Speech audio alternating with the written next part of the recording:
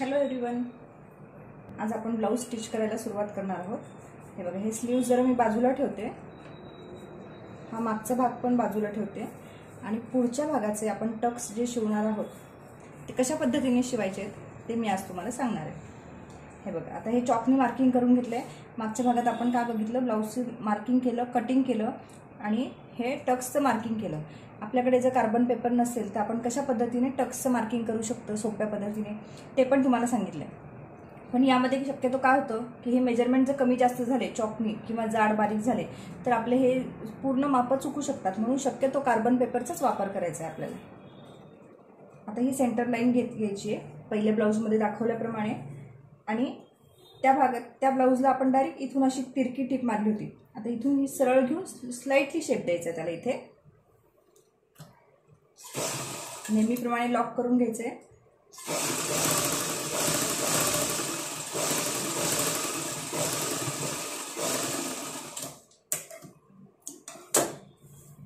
हे बघा, अशा पद्धतीने टिप मारून घ्यायची।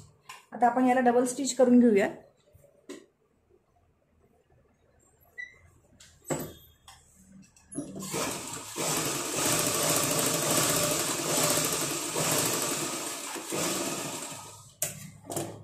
हा टक्स झाला। आता इकडच्या साईडचा पण टक्स तसा शिवून घ्यायचा आहे।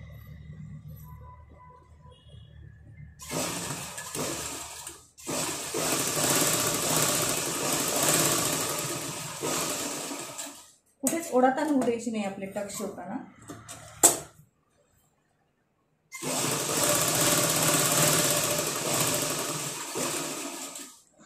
याला पण डबल टिप मारून घेतली। आता इकडचा टक्स शिवून घेऊयात आपण आधी। हा जो तिरका टक्स आहे तो अशा पद्धतीने धरून शिवून घ्यायचा।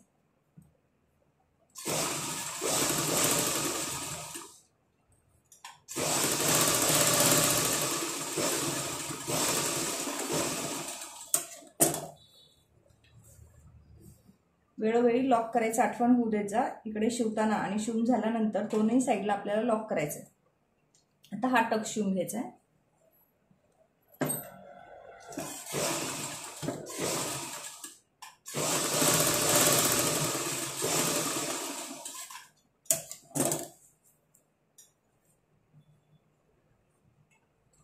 ग्रीन दोऱ्याचा शेड थोडा वेगळा घेतल्यामुळे तुम्हाला दिसून येत असेल की मी कशा स्टिच मारलेल्या आहेत तिथे। आता हा टक्स शिवून घेऊया।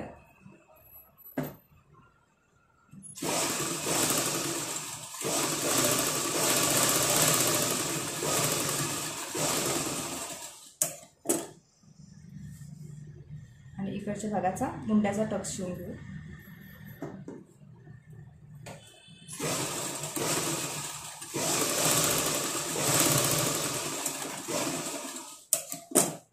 आता हे झाले कॉमन, मागच्या ब्लाउजमध्ये आपण शिवले त्या पद्धतीने टक्स। आता हा मधला टक्स कसा घ्यायचा आहे, हा सेंटरला दोन्ही टक्स एकत्र झालेले आहेत, ती सेंटर लाईन पकडायची आपल्याला आणि हा शेप ज्या पद्धतीने दिसतोय इथून कमी, इथून थोडं जास्त आणि इथून कमी, अशा पद्धतीने हा टक्स शिवायचा आपल्याला।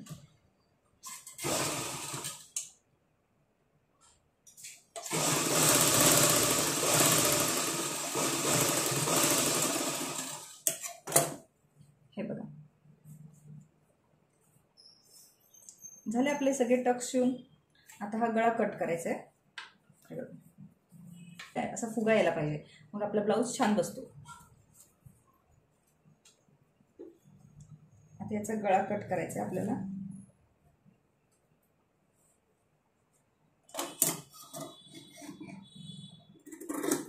जे काल आपण मार्किंग केलं होतं त्या पुढचा गळा आपण कट केलेला आहे। याच्यावरून एक टिप मारून घ्यायची म्हणजे गळा हलणार नाही आपला।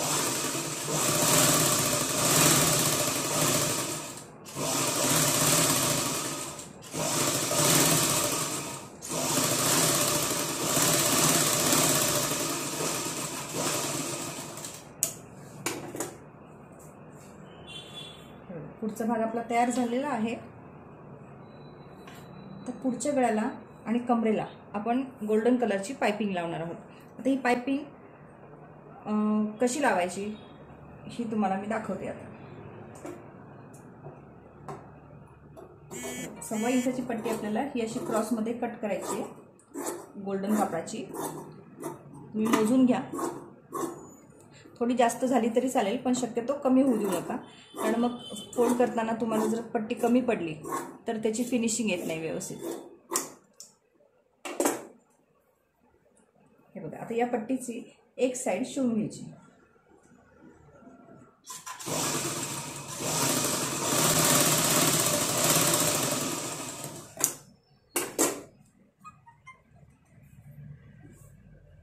आता हा गळ्याला आपण पायपिंग लावून घेऊयात. ही एक साईड आपण शिवलेली आहे ना, ही जी दुसरी साईड आहे ही या गळ्याच्या पट्टीवर ठेवायची अशी, आणि नेहमीप्रमाणे हे स्टिच करून घ्यायचं. एक साधारण 1/2 इंच किंवा त्याच्यापेक्षा थोडंसं कमी असं डिस्टन्स ठेवून आपण हे शिवून घेणार.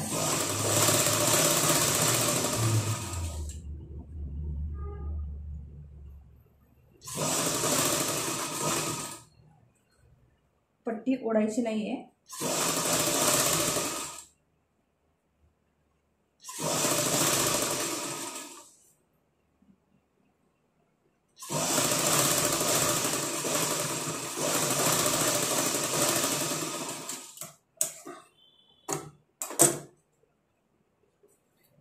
ही पट्टी लावून तयार झालेली आहे आपली.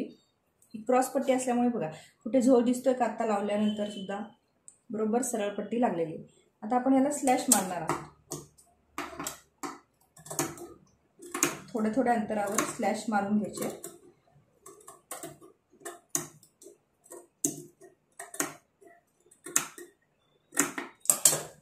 आणि हे असं ही पट्टी अशी फोल्ड करून घ्यायची नेल्सने, म्हणजे आपल्याला पायपिंग करायला जरा सोपं जाईल. ही नेल्सनी अशी करून घ्या हाताने सगळी पट्टी.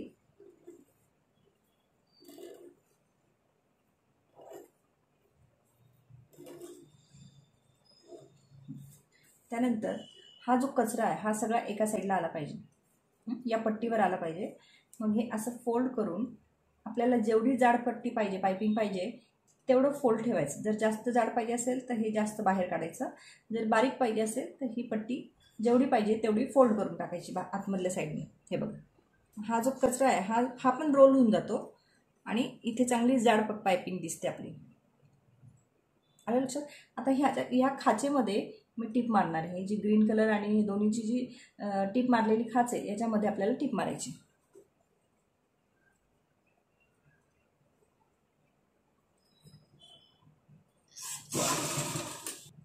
थोडं थोडं अंतरावर आपण सेटिंग करून घेणार आहोत.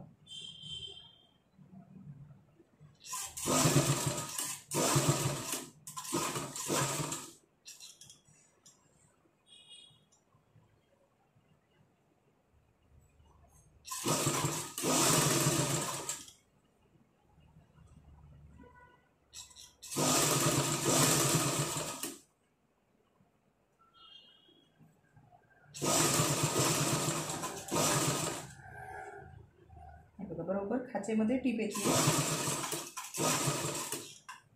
ॲक्च्युली मी दोऱ्याचा कलर मुद्दाम थोडासा दिसण्यासाठी वेगळा घेतला होता, आणि खाचेत टीप आल्यामुळे आपल्याला दोऱ्याचा कलरसुद्धा दिसून येत नाही की हा वेगळा घेतला आहे थोडासा. बरोबर आतमध्ये ती टीप गेलेली.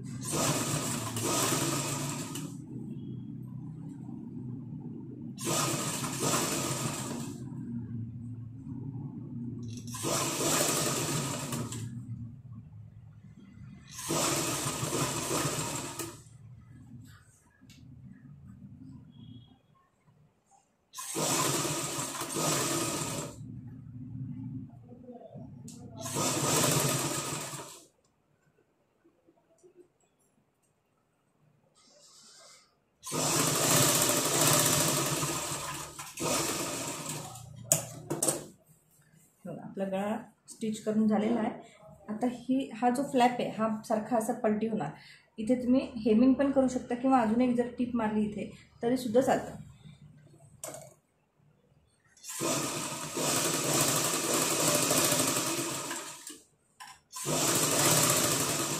ती टीप मारताना कापड असं सरळ नाही करायचं. हे जसं राऊंड शेप आहे त्याप्रमाणेच कापड आपल्याला हाताने फिरवायचं, नाहीतर झोळ येतो मग.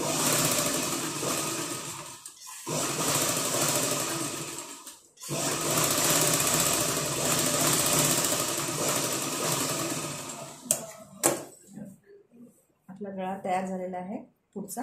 आता ही कंबरपट्टी लावायची.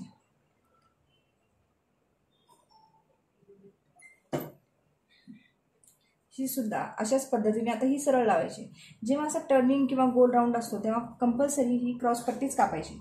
पण असं स्ट्रेट लाईनला जेव्हा आपल्याला पायपिंग किंवा साधी पट्टी जरी लावायची असेल तर तुम्ही स्ट्रेट कापड कट करू शकता. पण टर्निंग जेव्हा असते किंवा आर्महोलला जेव्हा आपल्याला पायपिंग लावायची किंवा गळ्याला पायपिंग लावायची तर कंपल्सरी अशी क्रॉस पट्टीच कापायची जी स्ट्रेच होती. मागच्या वेळेस मी तुम्हाला सांगितलं होतं की ही अशी स्ट्रेच होणारी पट्टी आपल्याला पाहिजे. आता ही इथे कमरेला चालू शकते क्रॉस पट्टी किंवा स्ट्रेट पट्टी पण चालू शकते, पण गळ्यासाठी कंपल्सरी क्रॉस पट्टीच वापरायची. आता यातली उरलेलीच मी पट्टी इथे कमरेला लावते.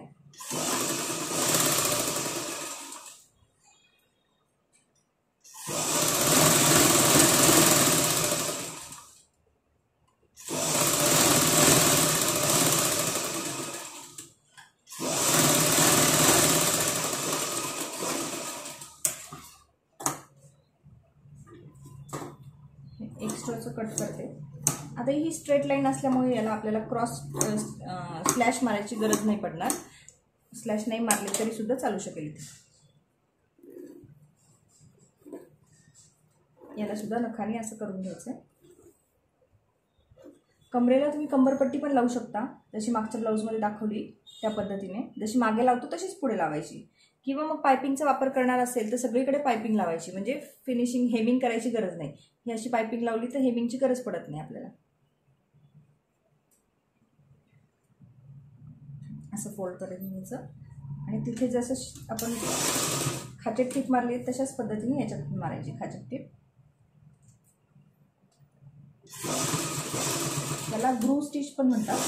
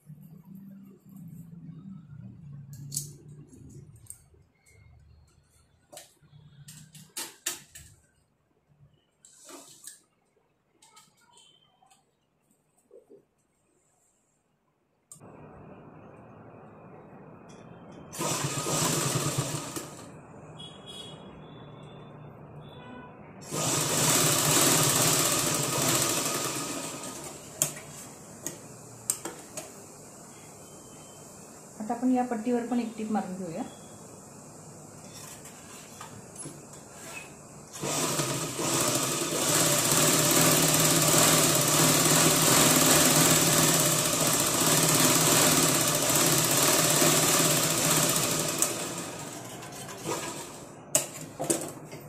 झाले. हा पुढचा भाग आपला तयार झालेला आहे. उद्या आपण मागचा भाग बघूयात.